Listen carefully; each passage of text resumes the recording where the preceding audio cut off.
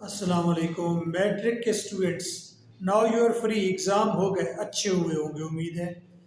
देखो, career counselling एक subject है और इसके अच्छे खासे डॉलर मिलते हैं, but here I am providing you free. ध्यान से सुनिए, this is true career counselling.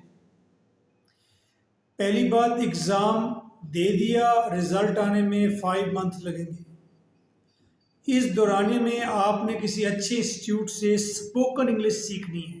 Spoken English जिसमें आपको राइट काइंड ऑफ प्रोनाउंसिएशन सिखाई जाए। अगर इंग्लिश बैड है आपकी तो देन आप जाएंगे कंप्यूटर कोर्स की तरफ। आप कहते हैं कि मुझे बेसिक कंप्यूटर आता है, तो फिर आप क्या करेंगे, किसी के पास जाएंगे और ऑनलाइन अर्निंग का कोई कोर्स करेंगे। वो झूठा हो सच्चा हो, आपने कर लेना है। इस टाइम को वहाँ स्पेंड करना है।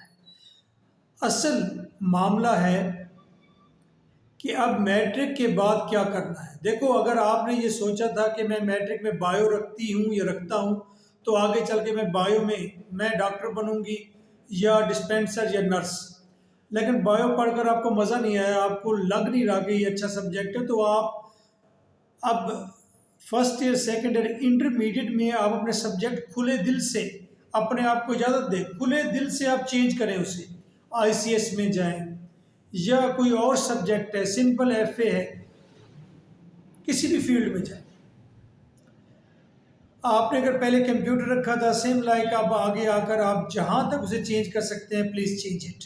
ये पहली पहली काउंसलिंग है आपसे कि इस वक्त का डिसीजन सारी ज़िंदगी पर आपके असरात छोड़ेगा। यानी कि अगर आपने wrong profession, wrong subject continue रखा तो समझे कि आपने ज़िंदगी के 20 साल अपने कम कर लिए। वेरी सिंपल, क्योंकि आप अजियत में रहेंगे मुसलसल, तो अभी से आपने अपने आप को अमेंड कर लेना है।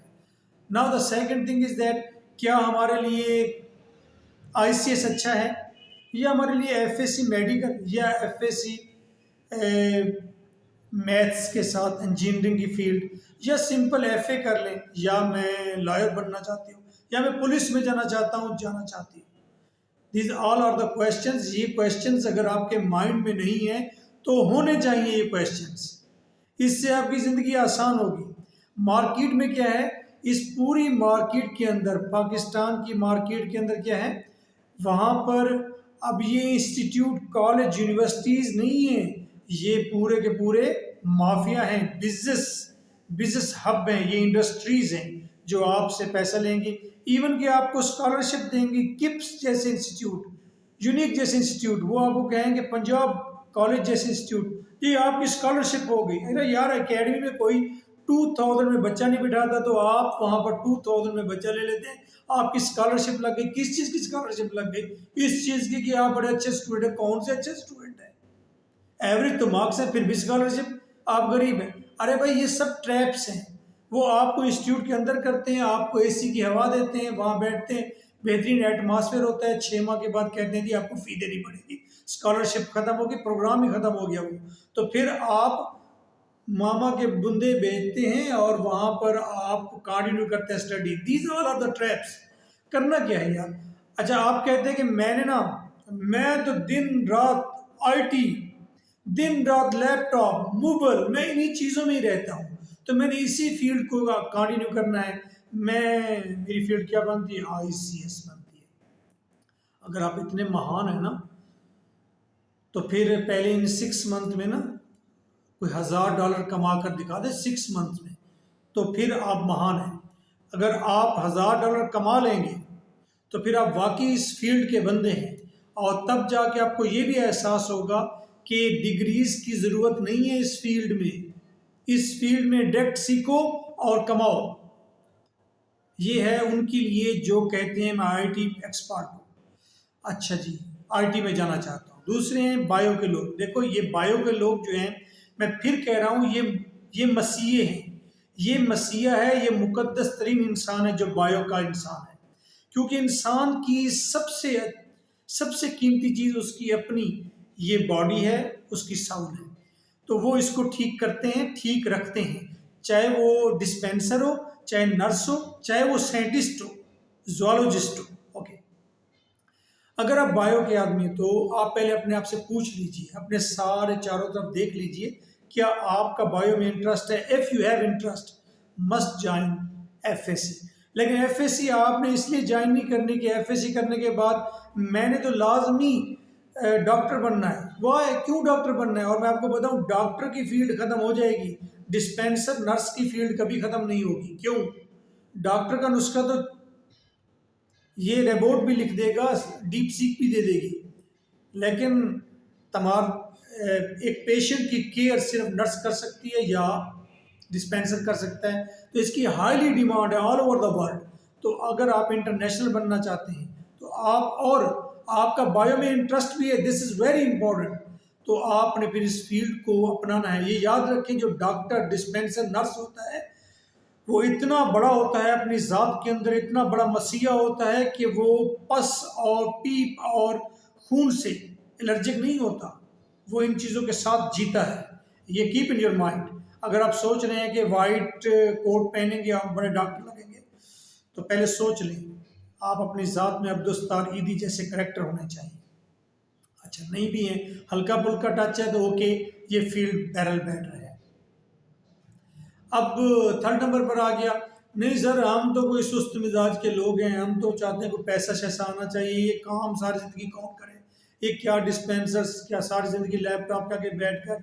अच्छा, मैं ये बता दूं कि जो आईटी के लोग हैं वो उनकी एज कम है कंपेयर टू बायो के लोगों की, क्योंकि बायोलॉजी के लोग जो डिस्पेंसर डॉक्टर हैं वो फिर भी लाइफ ज़्यादा जी लेते हैं, लेकिन आईटी के लोग 10 साल के अंदर अंदर दिमाग के अंदर खड़क जाते हैं, बिल्कुल खड़क जाते हैं, क्योंकि वो बहुत नर्व टेकिंग काम है। बायो का काम थोड़ा फिजिकल, थोड़ा मेंटल वर्क है ना, मिक्सर है, लेकिन उसमें भी रात को जागना पड़ता है, याद रखिए। अच्छा, ये बड़ी कीमती बातें हैं।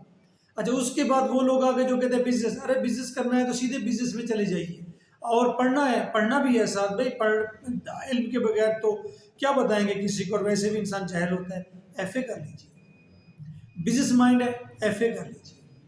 ये लोग कहेंगे एफए कर लिया, कुछ नहीं होता यार, कुछ भी नहीं होता। अच्छा, एफए में अच्छा सब्जेक्ट रख लीजिए, थोड़ा जहानत वाला, इंग्लिश लिटरेचर रख लें। बाकी वो सिविक्स होती है, सोशियोलॉजी होती है, माशरे की स्टडी, शहर की स्टडी, वेरी सिंपल सिंपल, उससे पैसे बनाने के नए नए तरीके सूझते हैं इंसान को उस तालीम से।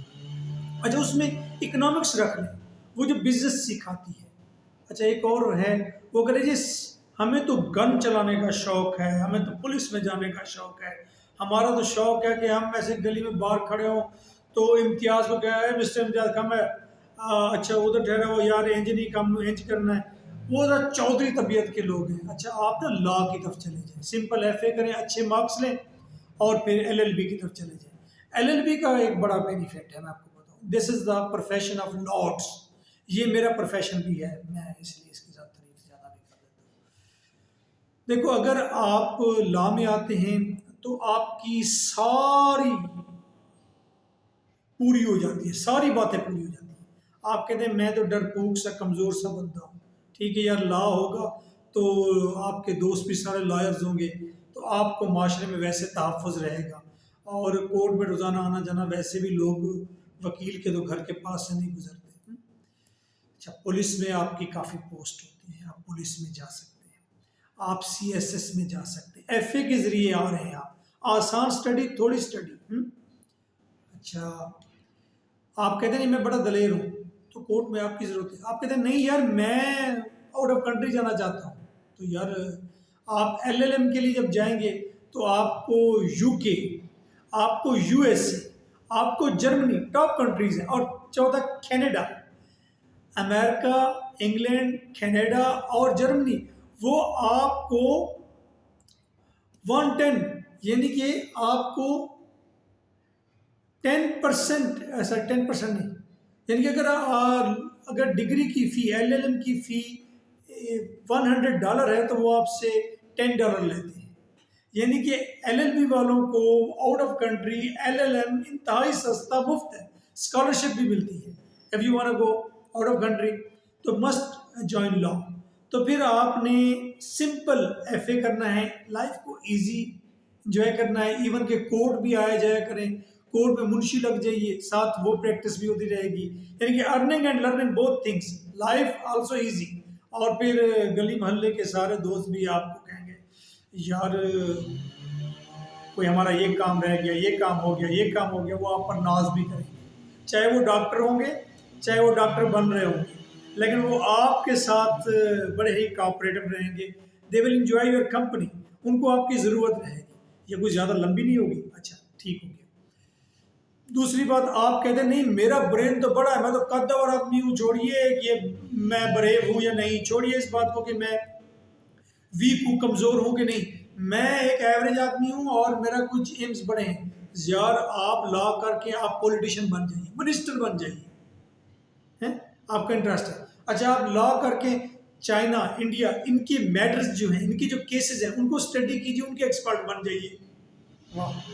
अच्छा, आप कहते हैं कि नहीं मेरा तो इम्पोर्ट एक्सपोर्ट के अंदर इंटरेस्ट है, उसमें बड़ा पैसा है, तिजारत में बड़ा पैसा है, इस्लाम के, तो आप ट्रेड को ज्वाइन कर लीजिए, ट्रेड के एक्सपर्ट बन जाइए। यार you will be an international character. ये मैं इसलिए कह रहा हूँ कि आपको बहुत सारे लोगों ने डराना है कि एफए करके क्या करोगे, इवन के मामा एंड पापा दोनों ने आपको डराना है।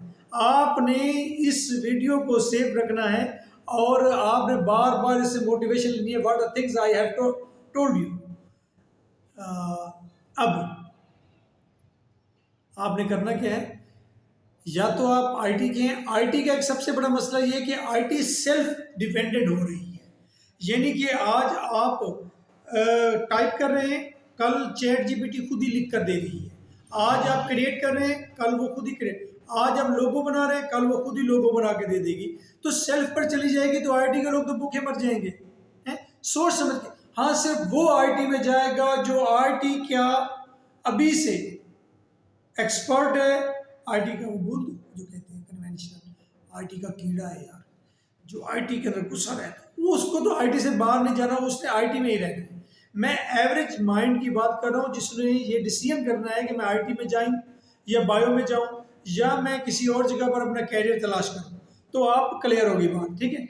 आईटी में सिर्फ हो जाएगा जो आईटी का पहले से ही बड़ा ही शौक रखता है, क्लियर। बायो में वो जाएगा जो मसीहा होगा, महान आदमी होगा अपनी रूह के अंदर, वो जाएगा बायो के अंदर। ये एक अच्छा सब्जेक्ट है, ना मरने वाला है। अच्छा, ओवरऑल भी अगर आप बायो में जाते हैं और फिर आप आउट ऑफ कंट्री चले जाते हैं, सऊदी चले जाते हैं, दुबई चले जाते हैं, तो इससे बेस्ट और क्या हो सकता है यार। ये आप जितनी जल्दी आउट ऑफ कंट्री चले जाइए बहुत अच्छा है, लेकिन इसके लिए बायो में कुछ ना कुछ तो आपका इंटरेस्ट होना चाहिए ना यार, ठीक है।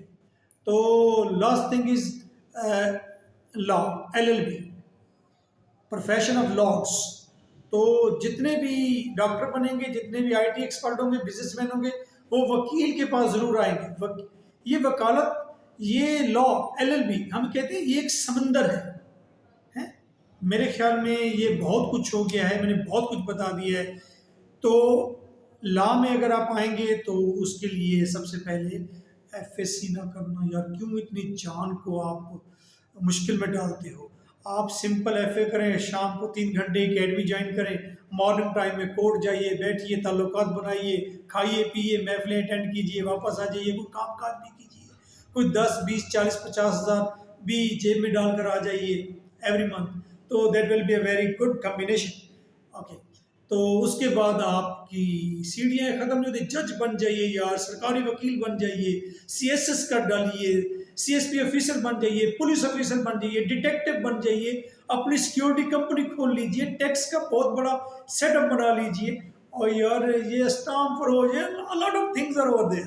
तो इस सारी चीज़ों को क्रॉस करते हुए आप आउट ऑफ कंट्री भी जा सकते हैं। अगर यहीं पर बहुत ज़्यादा पैसा बनाएंगे तो यार मेरे साथ आइएगा, एवरी ईयर इकट्ठे मिलके वी विल